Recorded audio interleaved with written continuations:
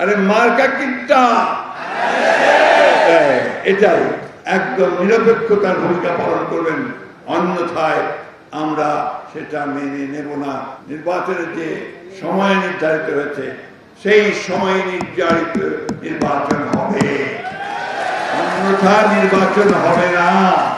এইভাবে জিয়াউর রহমান প্রতিটি ঘরে ঘরে ঘুরে বেরিয়েছেন এবং মানুষকে উজ্জীবিত করেছেন, সেইভাবে উজ্জীবিত করেছেন।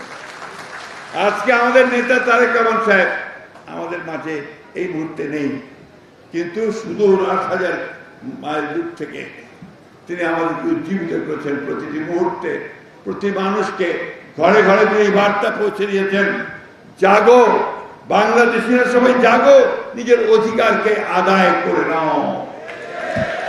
আমরা সেই অধিকার আদায়ের পথে চলেছি।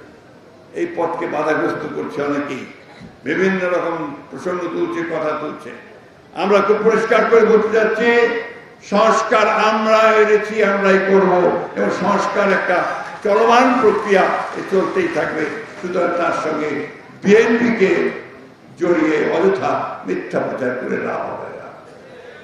আরেকটা কথা পরিষ্কার বলতে চাই, এই 26শে ফেব্রুয়ারিতে আমাদের নেতা তারেক রহমান এবং প্রধান উপদেষ্টা ইউনূস সাহেবের সঙ্গে যে আলোচনা করার পরে নির্বাচনের যে সময় নির্ধারিত হয়েছে সেই সময় নির্ধারিত নির্বাচন হবে, অন্যথা নির্বাচন হবে না।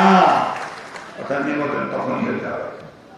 1, 2, আমলাতন্ত্রকে কোনো একটি নির্দিষ্ট দলের পকেটে নেওয়ার চেষ্টা করা হচ্ছে, এটাকে আমরা কোনো মতেই বরদাস্ত করব না।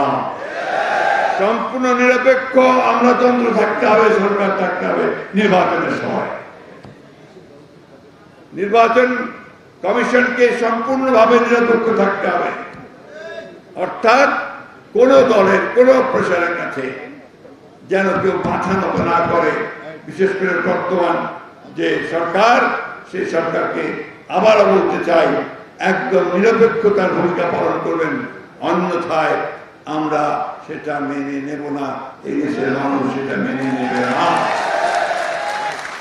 আজকে জিহাদের মৃত্যু দিবসে আসুন, আমরা সবাই তার আত্মার মাগফিরাতের জন্য আল্লাহর কাছে দোয়া চাই। আমরা দোয়া চাই আমাদের দেশে এই গণতন্ত্র প্রতিষ্ঠার জন্য যারা শহীদ হয়েছেন তাদের সকলের আত্মার মাগফিরাতের জন্য আমরা দোয়া চাই। আমাদের নেতা শহীদ প্রেসিডেন্ট জিয়া রহমানের আত্মার মাগফিরাত, দেশের বেগম খালেদা জিয়ার সম্পূর্ণ সুস্থতা, আমাদের নেতা তারেক রহমানের দেশে ফিরে আসুন। আসুন, একটা কথাই এখন মুখে, সকলের মুখে উচ্চারিত হতে হবে, আরে মার্কা কিনটা এটাই। এই ধানের শীষকে নিয়ে আমাদেরকে জয়যুক্ত হবে বন্ধুগণ।